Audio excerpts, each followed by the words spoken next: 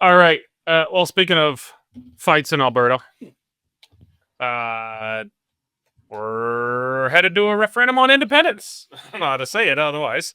Um, so uh, this goes back. The Kenney government brought in citizens' initiative legislation, had an extremely high bar to set on being able to get the signatures to trigger it. It was unreasonably high. It's obviously theoretically possible to get it. I didn't think these guys would do it. It appears, prima facie, they have got the numbers. These guys, so it's called Forever Canada. It's this group led by Thomas Lukaszuk. The media like to call him the former progressive conservative premier of Alberta. And then they neglect that he's actually been an NDP supporter provincially and a Liberal supporter federally ever since. He was from the hard left wing of the old progressive conservatives when that party was around. So he's never actually been a United Conservative member in Alberta. He's never been a member of the Conservative Party of Canada, as far as I know, at least. But the media like to try and portray him as a conservative, even though there's not a single conservative who would take ownership over this guy in Alberta. So he wanted to preempt the independence movement from going out and triggering a referendum on independence, which would have words that meet the Clarity Act requirements for a constitutionally valid referendum. The wording that had been proposed by the Alberta Prosperity Group was something to the effect of, should Alberta become an independent and sovereign country? Something like that. And that should, I think, meet the Clarity Act definition. These guys wanted to frame the question differently. Should Alberta remain in Canada? I think, is that the question? Or Yeah, it is actually. Yeah, the gentleman asking Albertans whether the province should remain in Canada is one step closer to being voted. So that would give them more favorable wording, I guess. But the implication is if people then voted no to that, is that Albertans then voting to become independent. So these guys have triggered. The guys went out and they've triggered a referendum, it seems, on independence. Now, it's not 100% sure yet. They got over the threshold required for the number of signatures, but these signatures now need to be validated and checked against the eligible voters list. So you need some margin of error. So it's possible that they actually fall short a bit if they don't have enough signatures that turn out to be valid. But prima facie, let's just say they've got the signatures now. Corey, does that mean that the referendum question that goes forward is exactly this one? Or, because I feel like regardless of what side you're on, the question should be as neutrally worded as possible. Like if you want independence, the question should not be, should, the kick-ass land of the free Alberta be the coolest, richest, most amazing country in the world and leave those dirtbag freeloaders of Canada? You can't. That's not a fair question. Yeah. A fair question here should be, if you wanted to word it from their side, should Alberta remain in Canada or should Alberta become an independent country? I think that would be that'd be fair, and I'd still ask the question with the yes on their side, the no on the independent side. Is there any opportunity? Like, is the question as is that it, or no? It's no. It has to go to the legislature, and that's where the referendum, if it were to be called, gets called, and they can rejig the framing of the question. Mm-hmm. So if they're staying true to the question, I mean, if they made it a question about something completely unrelated, that would be violating the basis of the thing. But they could change it to should Alberta become an independent province? It's the same question. It's just asking a different way. Which would put it into the more positive yes end of it, but it's still a referendum on independence. The other thing is, too, it seems like Lukaszuk's already backtracking a bit. He's saying, no, I wasn't trying to trigger in a referendum. We're trying to just have the question go to the legislature, but his own initial paperwork says, no, you were going for a referendum. Hold on. Let's play that clip from Danielle Smith at the press conference where, okay, just roll it. I want this to operate. Mr. Lukaszuk's vote is a yes-no question. It is a separatist referendum. He may be trying to characterize it differently. But if you ask people if you want to remain in Alberta, yes or no, there are implications if people answer no. Okay, so Danielle Smith says, all right, thanks for coming out, Tom. You just triggered an independence referendum. He's like, no! That's not what I meant to do. He's like, well, that's what you did do. Yeah, and hey, The father of Alberta independence, founding father of Fabio Alberta's Lukasik. republic, Thomas Lukasik. but I mean, to their credit, that was quite an effort. 400-some thousand. Listen, I didn't They think did more than I would imagine. That was a sign of good organization, but it comes right down to careful what you wish for, Fabio, because you just got it. And the campaign will begin sometime next year. Yeah, at least I don't know how much you know this clown or not, but I do. I didn't think they could do it. At some point, someone's going to check the tape to when this started, and I was like, Bob's my uncle if they can actually get the signatures, because credit where it's due. That's a lot of signatures to get, and it may or may not be valid after they verify every single name on the voters list. They've hired like a ton of staff to go through it.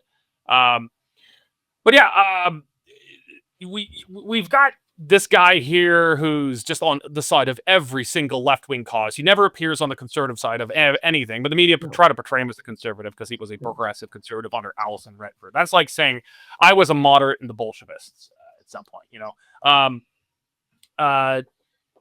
But yeah, I don't know, just your reaction that we've got a hardline left-wing federalist in Alberta who just seems to have woken up to the realization that his referendum is a referendum on independence.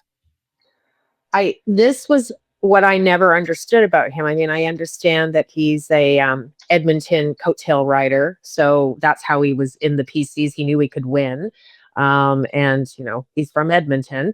But that's what I never understood about him, and I don't tango with him because there's no point. There's no point in calling him out on Twitter.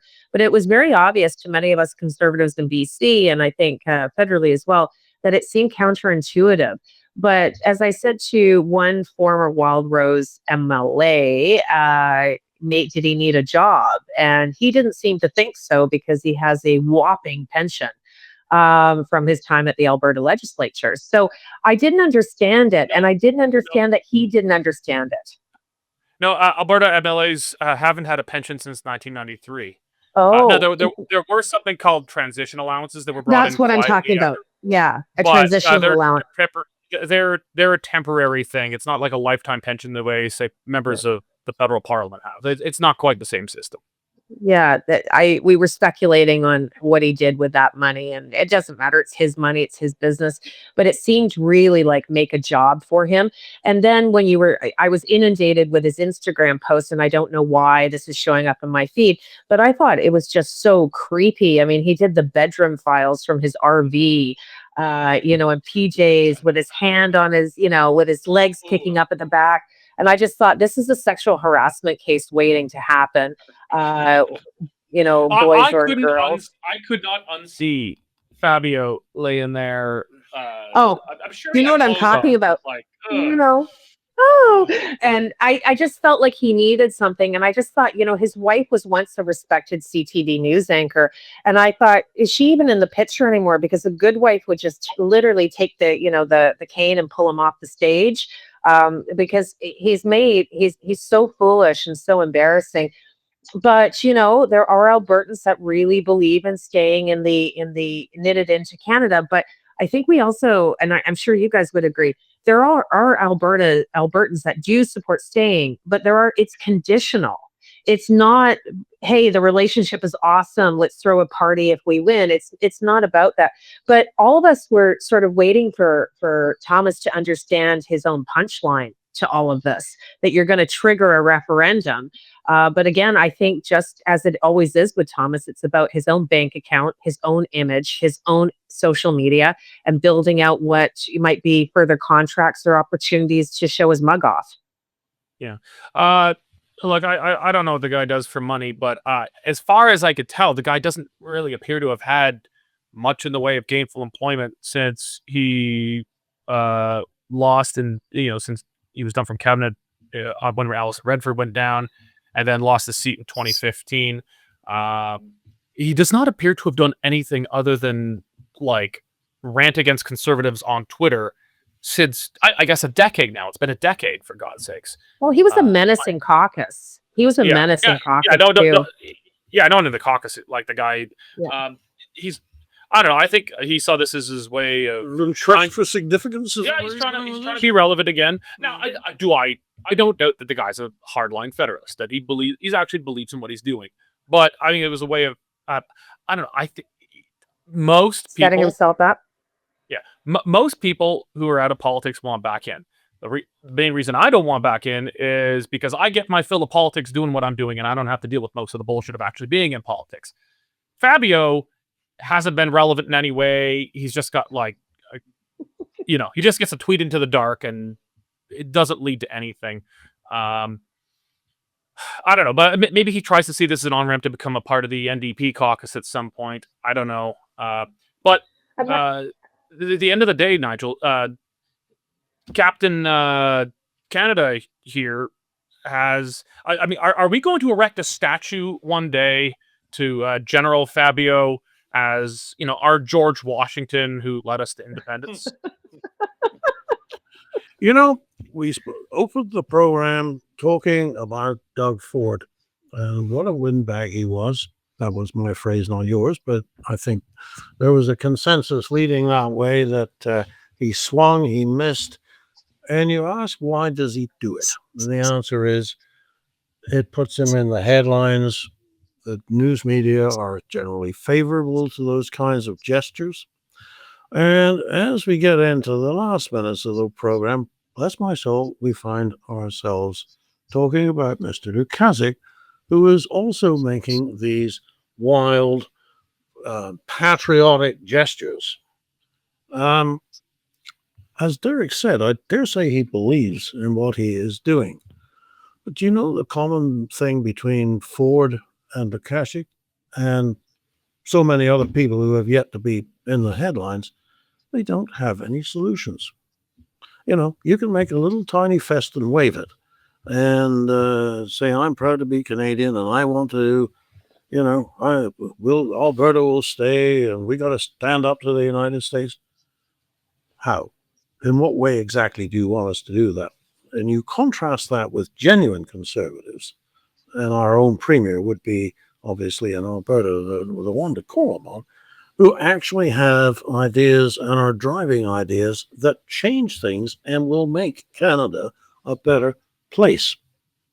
So I have to wonder why Mr. Lukasik gets the ink he does. All right.